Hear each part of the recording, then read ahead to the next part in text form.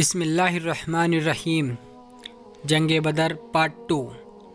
ایسے ہی سچے قصے سننے کے لیے ہمارے چینل کو سبسکرائب کریں۔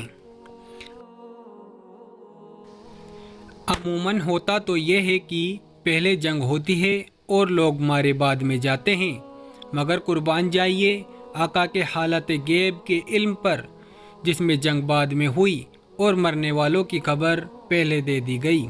ابو جہل وہ بدبخت تھا جس نے اللہ کے رسول کو بہت برا بلا کہا تھا، انہیں بہت تکلیف پہنچائی تھی۔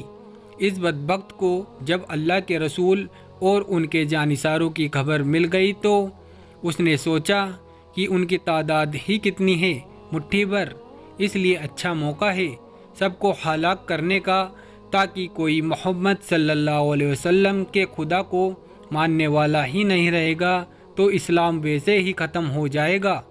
جب جنگ شروع ہوئی تو دشمنوں کی تعداد کئی گنا ادھک تھی، جس میں قریش قبیلے والوں میں موجود بہت سے لوگ کسی نہ کسی کے قریبی رشتہ دار بھی تھے، یہاں تک کہ کوئی کسی کا باپ تو کوئی چاچا ماموں بھی تھے۔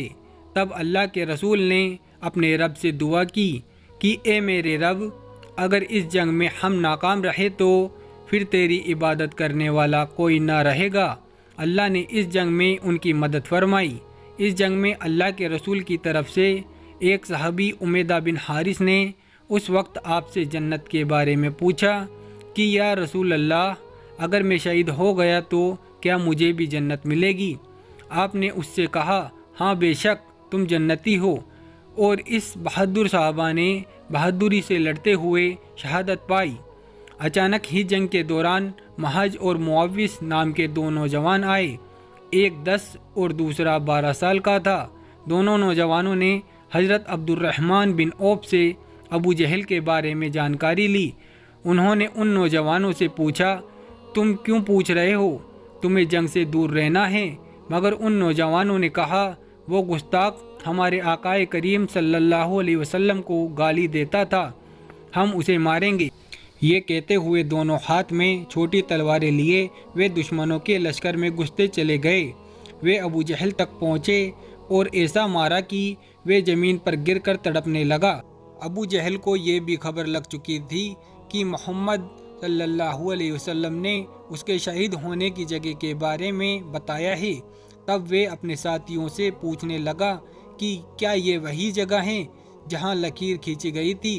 اس کے ساتھیوں نے ہاں کہا تو وہ جھٹ پٹاتے ہوئے دائرے سے باہر نکلنے لگا، لیکن نہیں نکل پایا۔